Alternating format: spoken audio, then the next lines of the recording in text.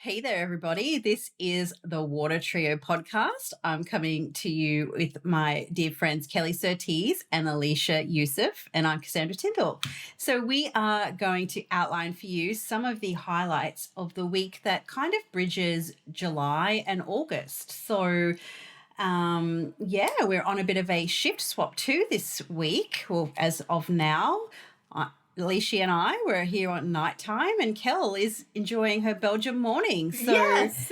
Tell us, everybody just wants to know, like, where you're at, Kel. Like, don't worry about the aspects of the week. We'll yeah, that's true. How are you? I know, because this is our first show since I changed continents. Changed continents. So, look. The $64 million question straight up. Tell us all about it, Kel. Tell us all about it. Well, what's the chocolate like, Kel? The chocolate's amazing. I'm going to come back more voluptuous version of myself. There's no, between the chocolate and the cheese, I've got no chance. Yeah, for the sure. sheep's milk cheese and the goat's milk cheese is amazing. And we might as well be in Italy as well for all the beautiful prosciutto and hams and things, you know, for people who are into those types of things too. So we found our favorite local market that's just a few minutes from our apartment. We've also found this stunning flower market that's on every week, which sort of just feels Venus. Very European, and my Venus is in. And the flowers are really cheap. Like, my husband bought me this beautiful bouquet of flowers that would have cost probably something like $100 back in Canada or more in Australia, because everything's expensive in Australia. And they were 15 euros. Which converts to about not even 30 Canadian or Australian dollars. So just amazing. So he's like, so you better get flowers more often, babe. I'm like, fantastic. We are still in a bit of a Sign me up. Sign me up. I'm not going to say no to that. Yeah. My fingers are crossed that by the time this episode goes to air, our stuff will have arrived and cleared customs, because we are a little bit sort of between the hotel and the apartment, because our apartment is mostly empty other than my office, which has all of our IKEA boxes as soundproofing, which is a bit of a podcasting hack to try and reduce echo. But look, we're loving it. It sort of feels very smooth and a little surreal and kind of normal all at the same time. Yeah. And I'm just waiting for you gals to come visit, basically. Yay. Yeah, well, judging by the photos that your lovely husband's been putting on social media, it's only going to be a matter of time before I am, typing in flightcentre.com.au and booking those tickets. Well, totally. It's funny. My husband was asking me, do you think Cass will come visit? I said, I hope she does. And maybe she can bring Linky and, and Alicia, I'm kind of figuring you guys will just add us to one of your trips to Israel at some point. Because we have room for the kiddos too. So I might leave them in Israel and just you can leave. You don't have to bring them, but they're always welcome. So thanks, Tally. I love it. Oh, I know. It feels like a wonderful concept to, eat cheese and baguettes through the streets of Europe and buy fresh flowers and stop somewhere for a afternoon tipple as the long sun sets, it's all, I'm just made of that stuff. So anyway. Cass, I don't know if we sent you this picture, but in the supermarket, there is a Scotch tasting station. What? I think Cass might be moving there. Okay, where's that passport? So we went to one of these large grocery stores, and I thought grocery stores in America were large, but there's some here in Europe that are way bigger. And the alcohol section, so there's a brewery for beer inside the supermarket, then you're in the wine section, and then you're in the spirit section, and there's actually like 6 or 7 bottles of scotch, and you put your money in and you can have a shot of scotch to taste them before you purchase. That's amazing. Cow.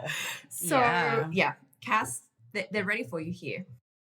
Yeah, my Venus and Taurus is just about to pack her bags and enjoy all the finery that the best of Belgium has to offer, right? Totally. Anyway, I know there are other things to talk about this week other than supermarkets in Europe. It's a good starting point. We are, just so everybody knows, we are recording this episode while the moon is in Taurus. Yes. So we are talking about all the finery and all the little luxuries, food, chocolate, wine, and all of that stuff. Absolutely. So, yeah. I started my day this morning scrolling. I'm like, going to look up recipes on Instagram, which I never do. And of course, I go straight into like the paleo chocolate mousse dessert things. And I'm like, oh, the moon's in Taurus now, isn't it? It's all right. I just agreed to make I just agreed to make beetroot chocolate cake with my daughter because she's desperate to try it and her friend's been talking about it. So that's what we'll be doing tomorrow under the rest of the moon in Taurus. Love it. Oh, cool. Love it. I was just going to say, what's up with you, Lishi? So I guess that's it. Baking. Baking. Yep. Awesome. So where are we at for this week, girls? We've got a new moon on Thursday. And we've got a Mercury stations direct, and that happens, all within a couple of hours of each other. Mm-hmm. Or give or take. Totally. Yeah. It feels like the brakes are off. Yeah, exactly. A total shift in energy. We're moving into a new calendar month. We've got new fresh energy coming through. So which one of us was going to talk about the new moon? Was that you, Lishi? No, I think that's Kel, actually. Oh, okay. Me. I'll do that. Yeah, Leisha's got her more exciting, well, not more exciting, but she's got her own exciting aspects to discuss. Yeah. Yeah, I mean, one of the reasons I'm really excited about this new moon in Leo, so it's at 8 degrees Leo. It's Wednesday, the 31st of July in Canada and the States, and it'll be Thursday, the 1st of August in Australia. It's the first lunation after eclipse season, so it does sort of indicate this return to the normal order of things. And it's in Leo, where the sun is just so vibrant and bright. But it's a fire sign new moon. So it's really got that sense of energy and motivation and drive. Like, this is my vision, and I feel confident, or I feel ready at least to take some steps towards making that vision a reality. So it's just, and coming through midweek, I think we're all really going to feel the cosmic wheels start turning Wednesday, Thursday. Cass, I know you're going to tell us more about the Mercury station direct as well. So yeah, it just feels very uplifting. Fire, new moons have this sense of optimism, or this return to maybe purpose, or even a little bit of hope, and just moving forward in a sustained, more calm way, because Leo is one of our fixed signs. There's been astrological improvements going on since the 22nd, 23rd of July when the sun moved into Leo, but this is that real sort of Leo punctuation point. It feels like time to celebrate, time to shine. Let's get moving. How do you gals see this new moon? Yeah, one of the things you mentioned about the fire and that sense of purpose. So I've just started season 4 of Spartacus, sort of rewatching. Love it. Kind of think I might have got through one season like ages ago and then never really completed it. And they said something that sort of said, set your mind to purpose. And I was just writing my monthly horoscopes for August. And it did kind of remind me of, the new moon in Leo and Mercury stationing the same day. And so it is this kind of, gateway where we can set our mind to purpose and we can start to move forward again. And of course, all those, gladiators from bygone eras were all sort of about pride and honor, a couple of things that are also associated with Leo. So that evening of August 31 in the US and Canada, and the morning of August 1 here in Australia is definitely that kind of turnaround where we can really, put the eclipses behind us, the Mercury retrograde through Cancer behind us, and it's sort of like, the lessons learned, okay, yep, done, dusted, pull up our socks and get back on the horse, so to speak. How about you, Lishi? How are you feeling around the new moon in Leo? I'm just loving the movement, really. Fire means movement, and it just feels like the last 2 months have been so stuck, and I couldn't think of a better new moon to have after this because it's not all kind of dispersed like Sag fire, and it's not this flash in a pan like Aries fire. This is continuous movement. Strong movement, determined movement. And it's almost like I feel like, the cogs are kind of winding up towards this, especially with a few of the aspects that happened the week before, and that, that Mars-Jupiter trine. And this is going to be like, okay, I'm really getting things in motion now and really moving forward. So I get, it was interesting. There was a bit of a Twitter discussion last week set off by our friend Wade Caves about intuition and whether or not Pisces owns the intuition label or not, and you missed it. Oh no, I saw it and they do not own it. And Yeah, exactly. mostly they're vague. Yeah. But I loved a few people were talking about the intuition that fire has, that kind of you can just kind of throw yourself in and you just get a sense in the movement forward. And I loved that thought about this new moon. It's like just throw yourself into it and trust those, what you girls call the spidey senses that will come as you're moving forward. I also think there's just so much joy and creativity. It's just past Venus, about 4 degrees past Venus. So I feel like some of that comes into this as well, of just being able to just create new things. There's just so much newness and freshness about it, I feel. So yeah, I'm just really excited. It just feels like, there's just this, it's the sun. It's out there. It's bright. And there's just so much hope and optimism around it. So I'm super looking forward to it. It's going to be another version of my Astro Rehab, I think, after all that water and then, a big injection of fire. It's definitely going to have that sense that that drying out, that separating quality. Okay, I've got my purpose, I've got my mission. I'm drying up the tears, girlfriend, and we're just going forward. So that's going to be quite inspiring. Actually, that's right. Yeah, because we had that new moon in Aries right after all that watery Pisces madness, after all the Pisces, yeah. So it's like these little gifts that keep on giving all year from the fire signs. Yeah, a little bit of clarity after that sort of fogged up wetness that's been the last couple of months too. But in, addition to that, we've also got Mercury stationing direct on the same day. So it's still in Cancer. So it's not totally, in the fire territory yet, but at least it's moving in the right direction toward that. So that's actually happening at 24 degrees of Cancer. So the last time Mercury was at 24 degrees of Cancer was on the solstice. So kind of coming back to a certain turning point or a new clarity or a new insight that we can perhaps carry through until the next solstice. So Mercury is going to stay in Cancer for a little while, and it doesn't station direct until I think it's the 11th.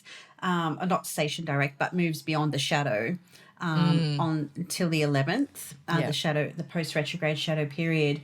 And so that's another double dose. And we'll talk about that, in an upcoming show. But we've got sort of a new moon in Leo coupled with Mercury changing direction. And then we've got Mercury comes back into Leo on the 11th, when Jupiter then stations direct. So then we've got even a more fire to sort of help, warm the cockles of our tender hearts after all this Cancer. So, yeah, I mean, that's a little bit further down the track. But this particular event on the new moon with Mercury going direct again is definitely making tracks towards getting back on track, starting to perhaps face some of the emotions or the sensitized feelings, maybe giving voice to some of those things that were a little bit too confusing or overwhelming while the retrograde was happening. So I'm not hugely excited. I mean, the station direct is going to be great in of itself. It's going to be a bit of a relief, but it's that station direct, that return to Leo on the 11th is what I'm personally really looking forward to. So it's sort of like we're not totally out of the water feels yet, but they're starting to, it's like we're drip drying, if you like. So we're starting to get there, sort of almost there, but not yet. So do either of you girls have any ideas or thoughts around Mercury stationing direct in Cancer? Well, I'll just go back to that car analogy that I was using previously when it did slow down. It's like you've backed up the street now. You've gotten to the point where you can actually choose the direction you really want to go forward in. So whether that's straight down the same street you've just backed up because now that's clear, or if it's finding another street to go down. It's like all the information that we've learned in the past 4 weeks as it's, been in its shadow and then back again, we can bring that into our perception now and be more clear about it. It's less inward and more external. So it's like, and not just that, but during that period, there was so much going on and so much learnt, so much released, so much understood. So it's like, okay, now we can really perceive clearly the way to go forward with this. So I feel like I'm actually kind of glad that there are the 11 days that this will happen, that we do have the Cancer, because it is a time to really revisit our feelings about things and actually give voice to the emotions we may be having about all of this, and still get a chance to kind of clear the last clutter, get rid of the last spider webs that may be a hangover from that 2-month period, before we kind of really shift off into a whole new level of difference. So it's like, what did I say? Actually, I've been writing my horoscopes too, and I think, I said Mercury's the last one to be at the party, the last one to leave the party, or maybe we should call it the funeral, because that's kind of what it's felt like. So, yeah, that's my take on it. How about you, Kel? Yeah, no, I love all these analogies. When you were saying like hang out to dry, Cass, it made me think of like, oh, Mercury's coming out of the washing machine and, it's not dry yet, but at least you've hung it up. So it's not going to get any more wet, because this Mercury retro in Cancer has felt like emotionally a little bit like a washing machine, where it's like your feelings that maybe have been all turned around or upside down and back to front and inside out. And at least getting to the end of the retrograde is, okay, let's shake it out and at least have it in its normal form, and then we can move forward from there.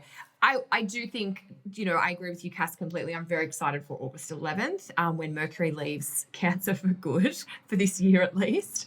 But I do think the point of this next 11 days after Mercury stations direct is a chance to clarify or revisit some of those emotionally charged or very tender conversations that have been going on, even all the way back to June when Mercury was first in this part of Cancer. So if there's sort of an emotional situation, or you don't feel like you've really hit it in terms of speaking your feelings, the next sort of 10 to 11 days are like a second chance to have a go with that.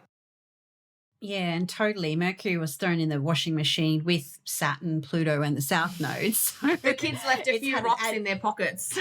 Yeah, it wasn't like one of those front loaders. It was the top loader with the agitator in the center, just to kind of like really pound the poor guy. But so now it's sort of like, that ability to, okay, well, I've gone through the hard yards. And so I think, these last couple of months for, Cancer and Capricorns has been, really kind of some innate insights and growth and, awareness around, the feelings and the emotions and things. Cool. So I guess that's Mercury sort of wound up for a little bit. So there's a little bit of relief there. The post-retrograde is, still got to go through the shadow period. So things will just start to become a little bit more illuminated, a little bit more clear, the ironing out process. So we hang out that item of clothing and we can start to, it gets drier and drier. Okay, it's ready to iron now. And so that will probably be that the Leo component there. So I'm really excited about that. It's going to be, a very signature end of this crazy last couple of months. So cool. So Totally. Lishi, I think you are on to the next exciting aspect of the week. Yes, and this is Friday the 2nd of August in the evening here in Australia. So this is Venus square Uranus. And I feel like she is really, we've had the Sun square earlier this week, but I just felt like the Venus one was more up my alley. I don't know, I was thinking of you, Cass, actually, because what popped into my head with this was the Evanescence song, Wake Me Up Inside. I don't know why. That whole film clip. That's about as close as I get to death metal. I did love that song, actually. That was a great song. Metal. It's different. But anyway, what? Yep. Black metal, sorry. Metal. I've got this other friend who's really into Swedish death metal, he calls it, so I always get really confused. Oh, okay. That's all right. Maybe but, the Evanescence, it had its moment. Yeah, it was good. Yeah, but it was just that whole sense of, just needing to be woken up inside after all of this stuff. It's like shocking revelations that come to us through relationships or some tension from new people coming into our lives that are just like, okay, you know, what do we really want right now? What do we really value? It's bringing, you know, what's been brought to light this week in amongst all the Leo stuff is we're tapping back into the Uranus in Taurus.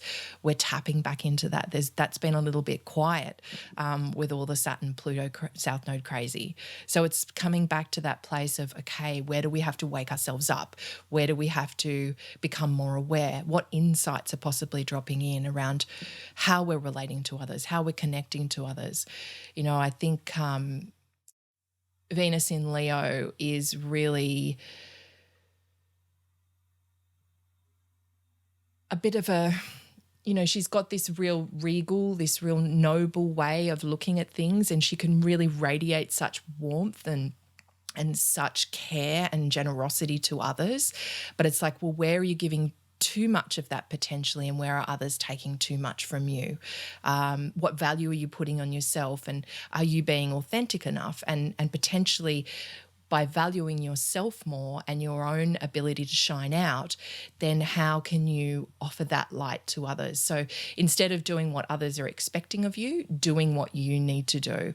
That's why I was kind of thinking of that Evanescence song. It's like that whole wake me up inside, let me be my life kind of thing. So, yeah, what do you girls think? It's funny, that song only came on one of my recent Spotify random things the other day, and I was like, oh, I haven't heard this one for quite some while. I was like, okay, great. I don't need to hear it again for another 5 years. I detect some witchcrafting in this episode. Yes.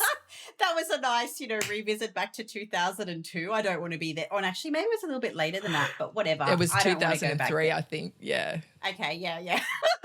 And I was like, I remember that time of my life, and yeah. So I'm glad it's 2019.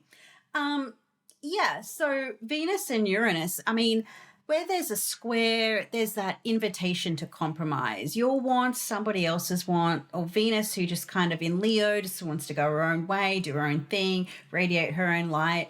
It's almost like, oh, I have to fit in with someone else, or I have to adjust with someone else, or, or a circumstance, that's kind of, put her on the back foot. And so, oh, okay, well, I want to go this way. And then, Uranus wants to go that way. And it's like, well, okay, well, if we don't have some kind of compromise here, we're both just going to keep on butting heads with each other. And I think the compromise piece is potentially a little bit more trickier because we're talking about two signs that are fixed. So it might be a little bit more of, I give a bit, you give a bit, and it's, there's a lot of scope there for compromise, but it might be a little bit more difficult given the nature of the signs. And, Taurus is already getting a little bit irritated now. So it might be, am I going to stick my heels in a little bit more, or am I going to perhaps, roll with these punches? But, Venus and Uranus together under a square can at least kind of help you realize what's not working. Where are we stuck? Where are we stagnant? Where do we need to kind of do something different?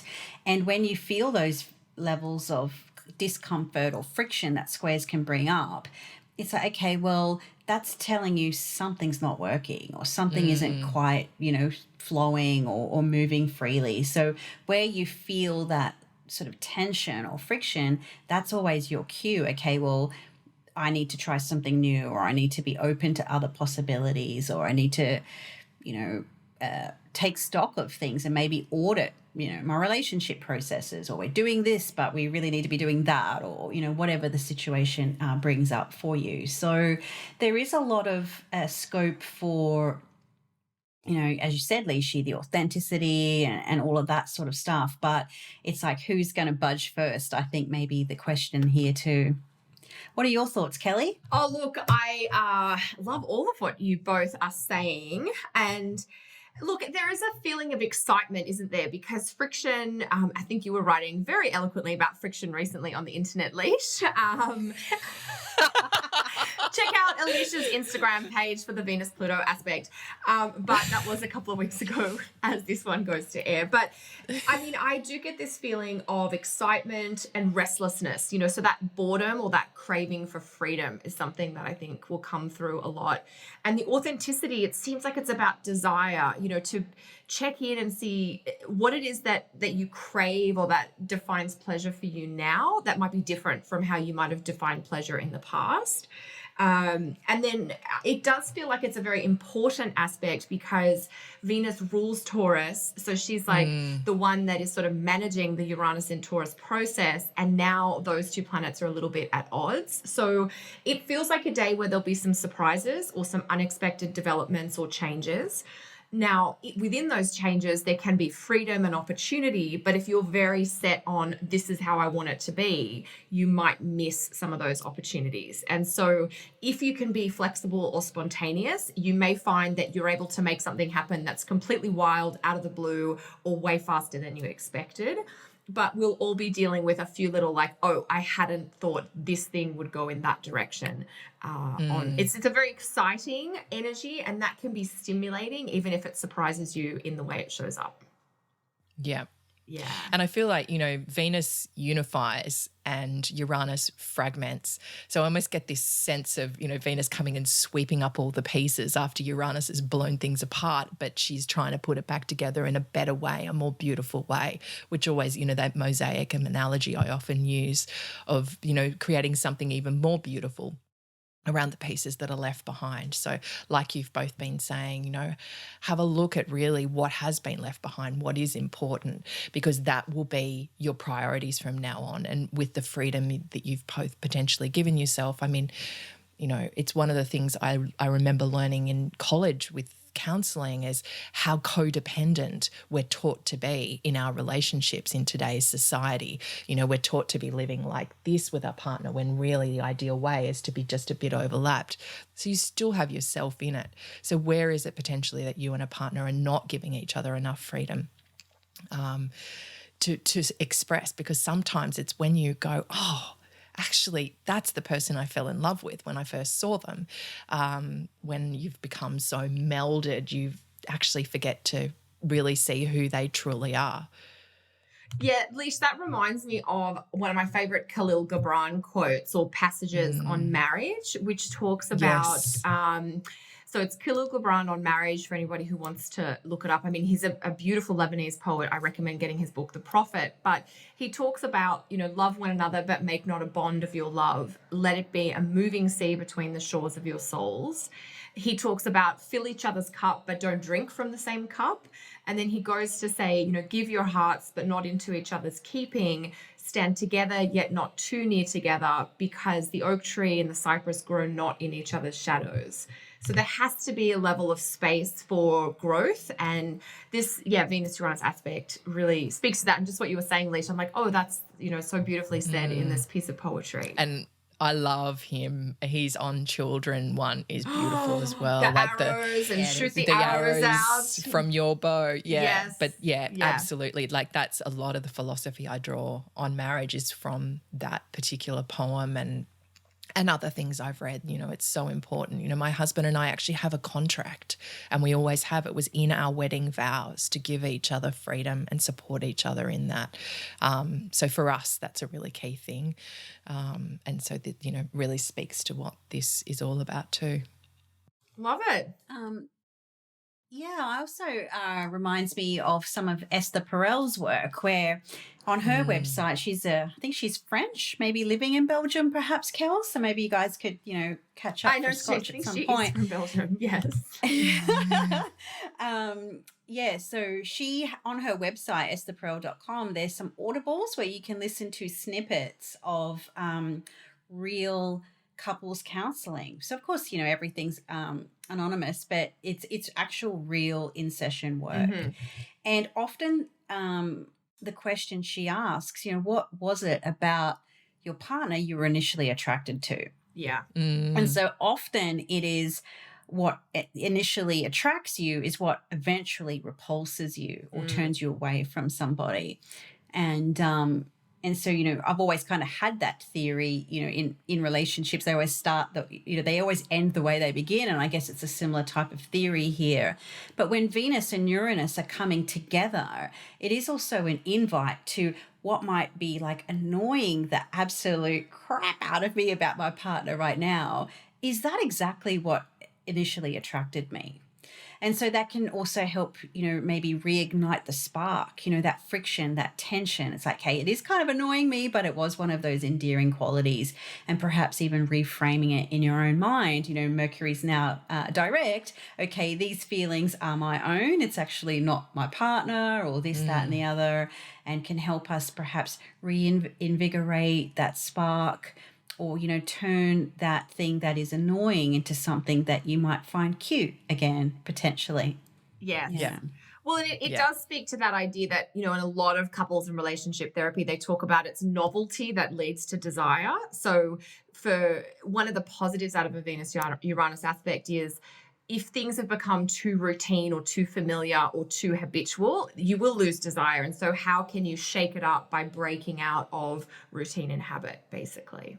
And you have to have that element of surprise in there for that. Yeah. Yeah. And another aspect as well, Venus can often hold up a mirror from relationships. So sometimes what's annoying the hell out of you from your partner is actually something that you haven't looked at in yourself. So there is that sense of being able to dig deep and find your own issues within from that reflection you've been offered by your partner too. 100%. Cool. So lots of juicy stuff there to, get the first week of August up and running. So, it's kind of like, it's like on your marks. And now we're like here in August and it's going to be an exciting month. So what have you got planned this week, girls, in terms of work and exciting things? So this week, I actually think I'm off work this week because it's the half July, half August week, which is sort of just really weird planning.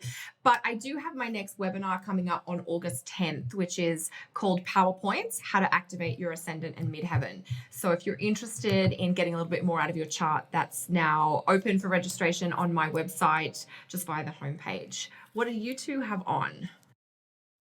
How about you, Lishi? You go? I am running a special for subscribers while Venus is in Leo because she's been delivering the goods for me this month, or this year actually. So subscribe to my website to get 33% off consults at the moment. Maybe have a peek at the next 6 months and see what's, now that we've passed that crazy tunnel, see what's on the cards and how to make the most of Jupiter through Sagittarius before it leaves. So hop up onto my website. Excellent. Awesome. And what about you, Cass? Well, what do I have? I'm sort of like in preparation with a new website right now. So hopefully sometime this month that will be launched with lots of new goodies to offer. So I've been kind of in that creativity space. So nothing really huge to kind of say, yay, go check it out this week. But there's a lot of things in the pipeline. So stay tuned. And I guess that's it, right? Yeah. See everyone next week. We're all really ready to go. Okay. Awesome. Bye, everyone.